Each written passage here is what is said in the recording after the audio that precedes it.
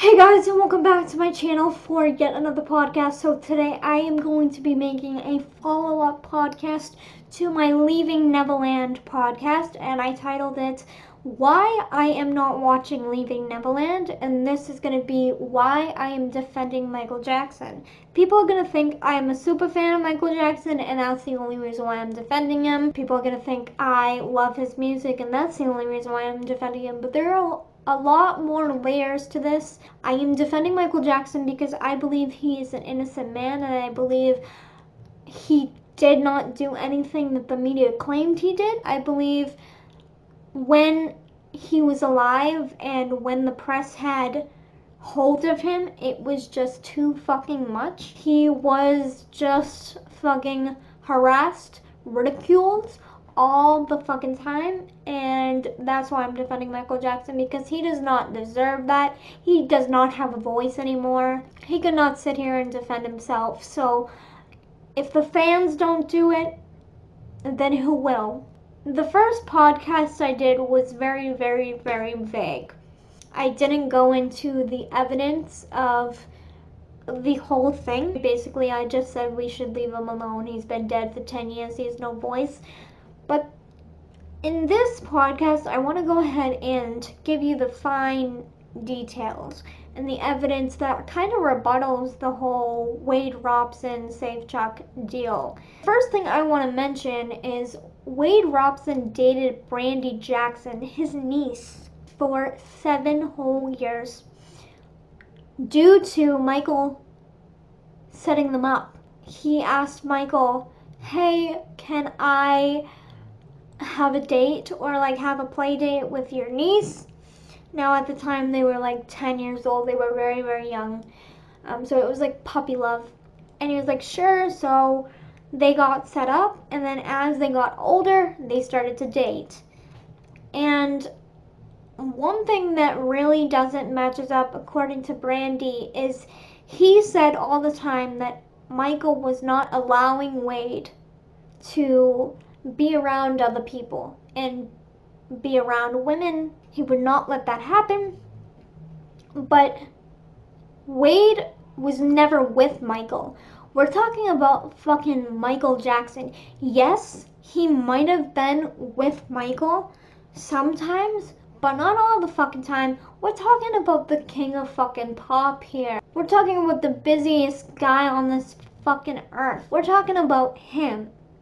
We're talking about the person who made Thriller, for God's sake, who did not stop working, who was touring all the time, who did shows all the time. We're talking about him.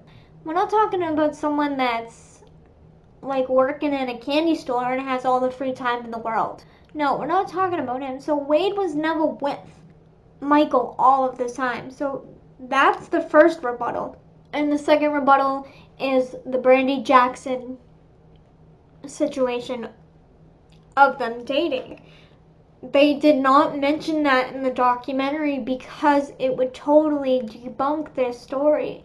It would totally debunk Wade's story anyway. Not to mention, Wade in 2013 danced to Invincible. I'll insert a clip. Now, you tell me, if you were being abused from 7 to, say, 14. Now, this is when Michael passed away. If you were being abused by the age of 7 to 14 by Michael fucking Jackson, and then in 2013 danced to Michael's music, don't you think there's something wrong there? Wouldn't you want to distance yourself from your abuser instead of staying close to him? If you ever thought remotely that he ever fucking touched you in any way inappropriately ever, no, you want to get rid of that part of your life. You would never want to even listen to their music, dance to their music, do a choreography dance to their music, choreograph their music. No, you would not. I'll insert a clip right here.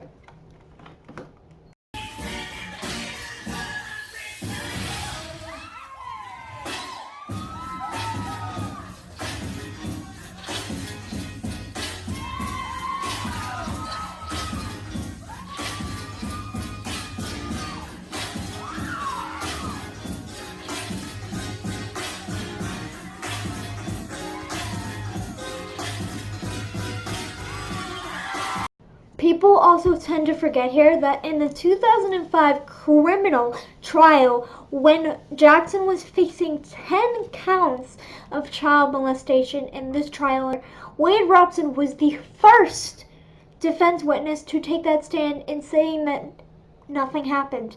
Now, I don't know about you, but if I was 22 years old and facing my rapist, wouldn't you want to put them away for life? Now, don't give me the, oh, Wade Robson didn't have any idea that it was abuse. He had no idea it was.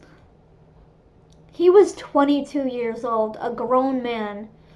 I'm sure you know it's abuse by then. If I knew at 15 years old that I was being hit by my dad, then, sure as hell Wade knew. And he had the chance and he didn't take it. And I believe it was 2013 that he went on the Jimmy Kimmel show, yet again defending him. And not only did he do that, but he would go on to try and tie his name to Michael Jackson by doing a tribute show and getting a book deal, both of which flopped, and he didn't get that book deal or that tribute show. And then there's obviously such a huge connection between Michael Jackson and MTV and really starting this real music video generation on MTV. I mean, Michael was really the king of that. So I like all of those connections, and obviously my connection with Michael and all of that coming together is kind of just one of those serendipitous things where all the elements have come together. So I'm excited for a lot of reasons to be a part of this. Now I will be showing you the full interview of the Jimmy Kimmel Show, shot in 2003, when Wade Robson made an appearance and basically told Jimmy Kimmel to shut up after insinuating that he was touched by Michael Jackson. And you started as a youngster dancing with Michael Jackson? Yeah, started dancing when I was like 2, and then won a dance competition when I was 5 that Michael was holding sort of all over the world doing his tour. And it was like a dance-alike contest like him. Right. I won that, and then the prize And then was you to moved meet into him. the ranch. Easy, Dean. Easy. No, I didn't move into he's the not ranch. moving to the ranch. No. Are you still friendly with Michael? Yeah, we still talk every couple months, catch up. You do, really? Yeah. Well, what's he like? What's he like? He's a good guy. Is he a good guy? Yeah. Show me where he touched you.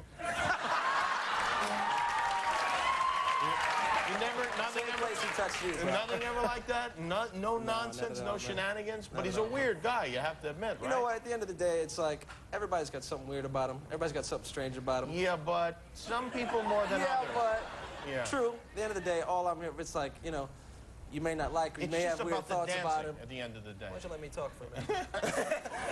No.